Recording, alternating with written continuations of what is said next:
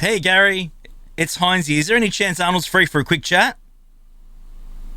The Australian guy. The Australian guy.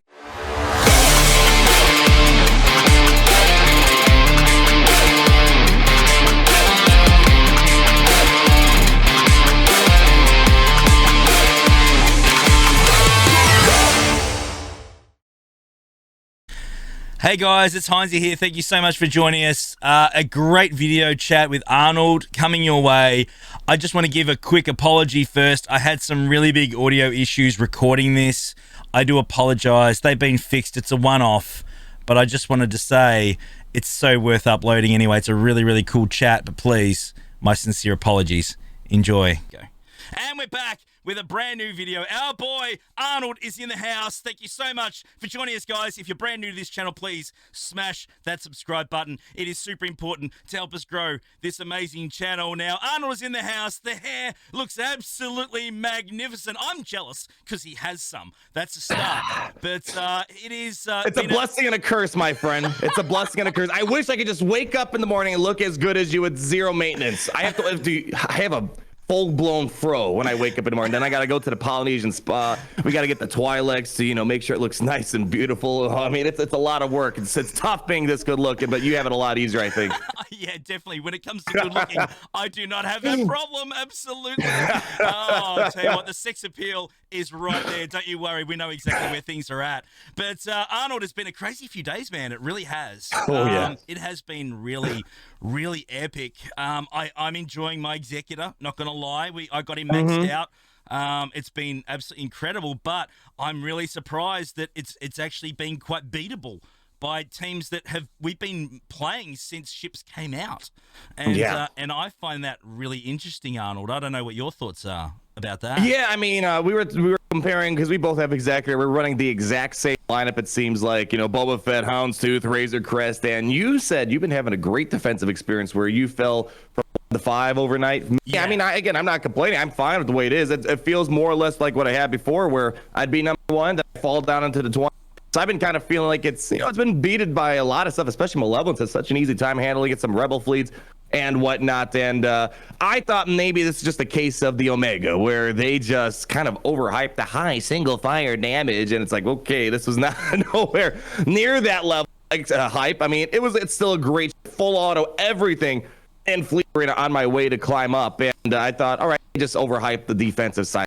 Oh, apparently that's their true intention is they want this ship to be really unbeatable. So I know you wanted to sit here with me today and kind of tell me what you think they have in store for this ship, because we have a lot of experience. I think we're on the same page with if we had to fix things, we have an idea of what's kind of wrong. I say that lightly about this.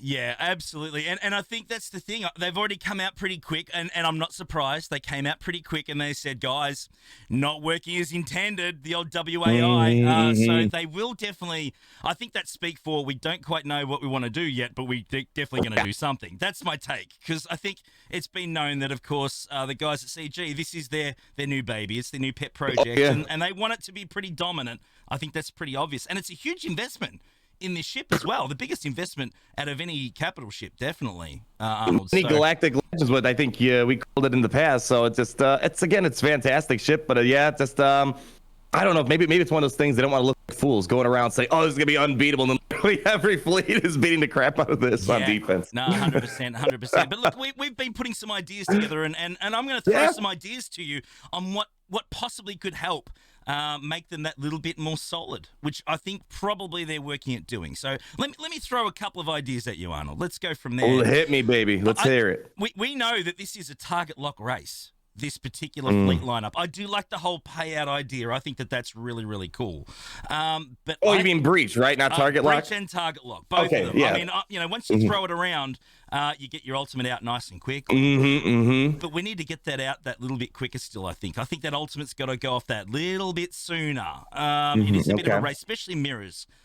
Getting those lock debuffs out. So is there a way that we could certainly get that little bit more debuff action out there a little bit sooner? Would that be an option, do you think? Well, there's a few problems.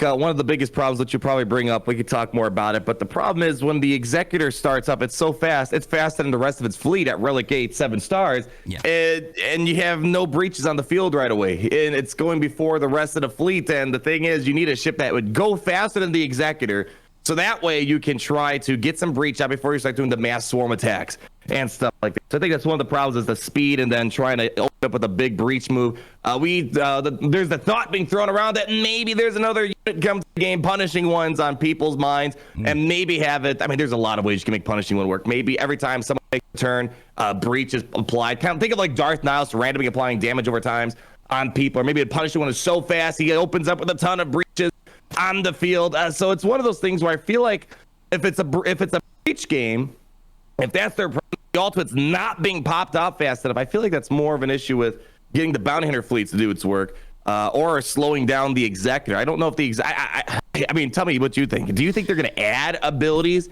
into the Executor, or do you think it's going to be more of a character tweak or the ship tweaks for the fleet? And a speed tweak? I don't know. What are you thinking here? Okay, so I think there could be a couple of different things that could be added here. I think that we're definitely up for another ship. I think that we all know that we had to farm Dengar up pretty hard. High requirements for, for a pilot, a non-pilot. Let's be honest. At this point, I think it makes sense. There is a bounty hunter ship. Dengar has one. We know it, the punishing one. I think that's definitely... CG have been really good in the past of offering a problem and then also offering a solution. Yeah. Well, that's what I thought the situation was too, man. I thought, all right, maybe this is meant to be a little underperforming on defense because we're missing the Malik to this.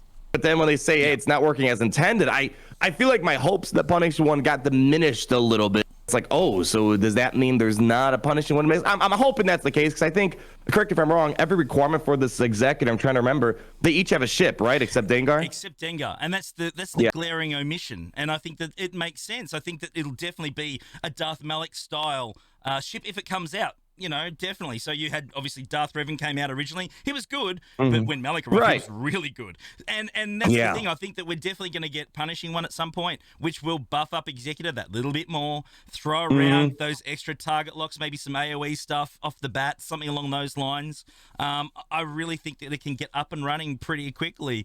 One thing that I've found is, and again, fleets like Akbar fleets taking it on, the assists are the part that really hurts. That's the thing that hurts it when it's on defense. And I think I think there's a possibility of maybe an assisting ship getting target locked straight away, something along those lines, just to help shut those assists down.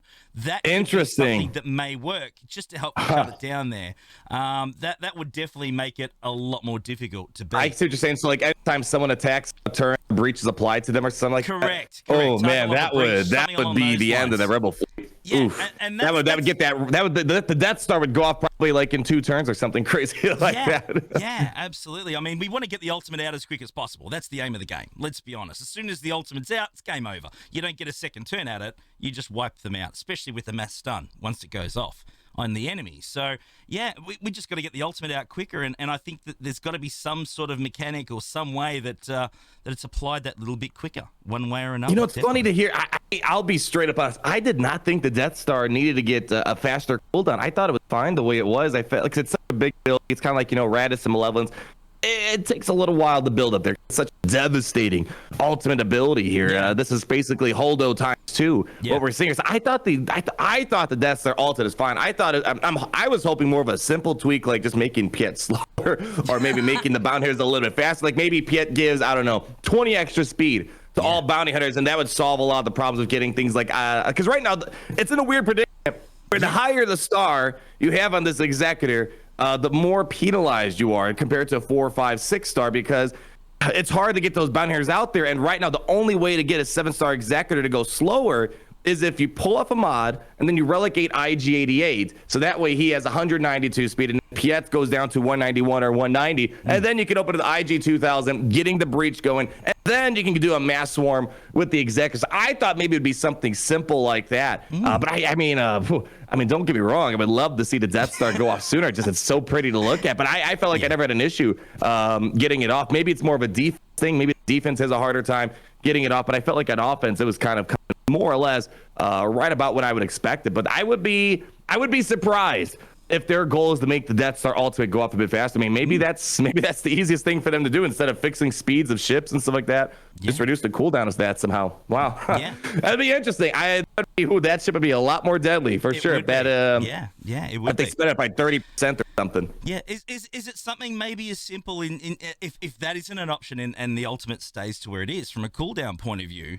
Could it just be a simple thing along the lines of maybe the bounty hunters just somehow need some more offense in attack when you're using it? Could it just be something along the lines of it's still not really dealing enough damage yet, just with the ships that are out there? And let's be fair, myself and I know you have. We've been using Slave 1.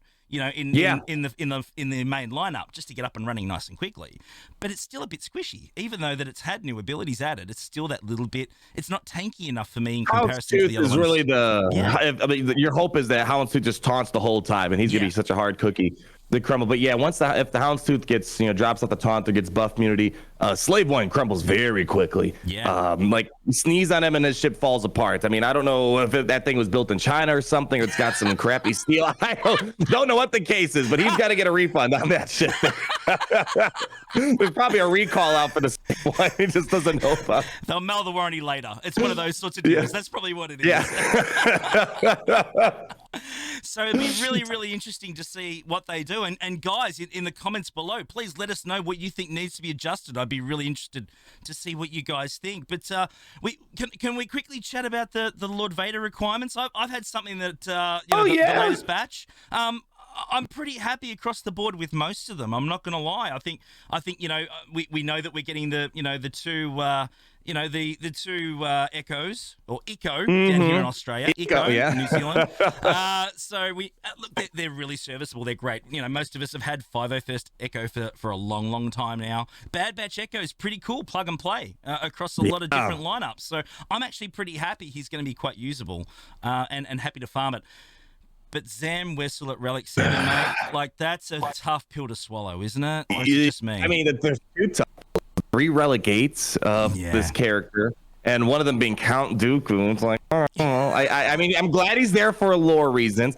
I mean, the only reason why they did that is because some people have Count Dooku Relic 6 already for Sith Eternal. I mean, if anything, they're going to Count Dooku, at least maybe if you wanted them to upgrade a little more, like Relic 7, all right, let's call it a day. Way too many Relic 8s. Wessel is a bit tough to swab. I mean, the good thing is there are a lot of fun bounty hunter teams that you can maybe use there. So, there's a team for bounty hunters out there. Even if it's only a second or third string team. So, all right. Not a fan of it, though. I wish, what happened to Relic 3, Heinzie? Yeah. Did they forget that, we have numbers that go below 5 and 7 and 8? Relic 7 is the new Relic 3. I think that's what it is. Yeah, definitely. Right, my man. That was interesting. There's an ongoing joke thanking Dave Filoni for the 30 seconds of interaction between Anakin and Skywalker in the Clone Wars. Relic 5! That's how important he was to the storyline. Tusken Raider, I like for the memes. There's always got to be that one meme. There's the Rose Tico. We have the Tusken Raider. I mean, Relic 5 is a little steep. I don't know why, again, we can't have Relic 3 in here. But, I mean, overall, besides those guys, the Bad Batch, I mean, Hunter, Tech, Wrecker, and Echo, that's the Bad Batch right there. I mean, Omega, I don't think, I'll be surprised if they find a way to connect Lord to Omega and Lord Vader. But, I mean, that's a full team right there. And that's a top 10 team, second best non-legendary team in the game. So you're getting a good team where I feel like with Kenobi, I got to double check his requirements real quick. But from what I recall, it's like, there's some interesting characters, some usable characters. But the problem is that there wasn't really a good team. Like, there wasn't a team in there. I mean, you kind of get pieces of a General Grievous and stuff like that, but it's a lot of just random stuff. At least here, you're getting a good team. And plus, we know that General Anakin Skywalker's needed. So you have a 501st team. You got a Bad Batch team. So steep requirements so far, but at least you're getting something usable out of those units, except for, I guess, maybe Tusken Raider. But hey, who knows? Maybe he'll have his day. Well, I've got to, believe it or not, I do have a friend. I need to give a shout out to one of my boys out there, or two of my boys actually, Risco and Jalox. They actually have all of the Tuskens, all 3 of them at Relic 8. Man. They have them at Relic 8.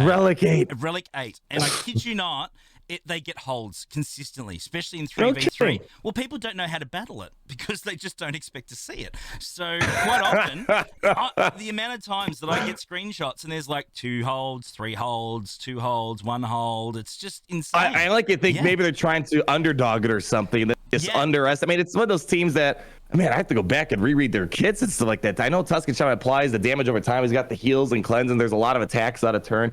And they seem to be a pretty, like, I mean, not durable in the sense of top tier teams, but it's a team that you can't just quite go into with one character and like with veteran Han Solo, hope they get a solo on them or something like that. That's hey, you know what? If they're having fun, they're gearing up the characters they like, that gives them a smile, and it's getting holds. I mean, hey, more power to them, man. 100%. And that's the thing. I feel that, and again, I feel that all of these Galactic Legends, which are great. I mean, they're, you know, we've got the toys. I mean, let's be honest, we've got the toys. But we're losing a bit of variety in our collections, I think. That's the annoying part. Everyone's going to have the same thing. Everyone's going to have them at a minimum level. And, you know, people that like farming Phoenix, people like farming Tuskens. Like, I think we kind of lose a little bit of that variety. You know, the genuine, I don't know, like the personality of a roster. I get what you're saying. I mean, the best way I could put it is I definitely think, especially in Division 1, 2, and 3, there's a lot of similarities. The personality of the roster kind of disappears because everyone more or less kind of has everything. But I will say this, though, at least in the earlier divisions, it's actually quite refreshing to see every roster's going somewhere else. Like, I fought Sith Eternal rosters, Padme rosters, General Grievous teams. I fought Kylo Ren's Rey rushes and Revan rushes. So there's a bit more variety. But yeah, in a game where legendaries, or more importantly, Galactic Legends, is kind of the ultimate goal, you do lose a little bit of that that uniqueness that we used to kind of have in a roster. Like, I remember way back when, before Imperial Troopers were kind of the hot topic, I just loved my Imperial Troopers. They weren't that amazing. They were usable. We got a lot of work done with them. Everyone's got Imperial Troopers up and running, but that's one of the natural things when a team is important or needed. Everyone's going to chase after. If you ignore Imperial Troopers, you're ignoring the best non-legendary team in the game, and it's a weird world, but I do agree. There's personality or magic that seems to be missing from way back when, because now it's getting a bit cut. I do agree. Yeah, it's getting cookie cutter. Everyone's going to have the same lineups. It's getting that way. But look, I want to finish this conversation on something that's pretty near and dear to both of our hearts. Dark Trooper, are you going to farm him back up or not? Because I am. I don't know what you're planning, but I'm gonna take him back up again. I still love the damage output he's got, and I'm really still gonna I'm gonna put the gear back on. I don't know about you, Arnold, but I'm gonna be doing that. You know, it's so funny with all these characters they're refunding gear for. It's like, yeah, we're giving you the gear back, but you know, you're gonna give it back. I mean, like, relegate Jedi Knight Skywalker. Well, you need him for Lord Vader. I'm sure relegate Jedi Knight Luke. Still gonna be important and whatnot. But Dark Trooper, I'm probably gonna go all the way back. Yes, maybe they won't counter Galactic Legends. At least so it seems. Who knows? Upon release of this update, they're still gonna counter them. Yeah. If the Executor is any point of history to reference here, but yeah, I mean, okay, Dark Trooper is still going to be very important, I think, if you want to try to one-shot those Darth Revens a lot more consistently, and getting through that Malak is usually the last piece of the puzzle you got to kind of work through. So I'm feeling, relegate Dark Trooper is still going to be in my future. I still love the guy, even though he might not have his one-shot wonder against the Galactic Legends. He's still going to be such a fun character. Yeah, I got to say this. I don't know. I'm putting my tinfoil hat on. Isn't it funny that they're doing these refunds after the Executor? Yeah, I noticed. I was angry about that. I'm not going to lie. It's like, we're going to just hold this back a week. How convenient. How convenient. Yeah. We're going to hold this back a week. Make sure you get all your goodies up and running for Executor. And here you go now after you don't need it anymore. Here you go. And you're going to give it back to them anyways. There's no tinfoil hat. That is just, we go 101 right there. It's, on one hand give, and on the other hand, just hand it straight back. Thanks. That'd be great. It's kind of weird, but yeah, I guess they're giving the materials back so you can make that decision. I kind of feel like they should give all the gear and relics back, and then you can make the decision what you want to do. But going from Relic 8 to Relic 7 on these guys, that's like, all right, you're probably going to give it back anyways, one way or another. But yeah, I think it was really cheeky that they did this a couple days after the Executor pushed out. Not surprised. Not going to lie. Not surprised. Love you guys at CG. Love you guys, but we're not surprised. Let's be honest. Yeah.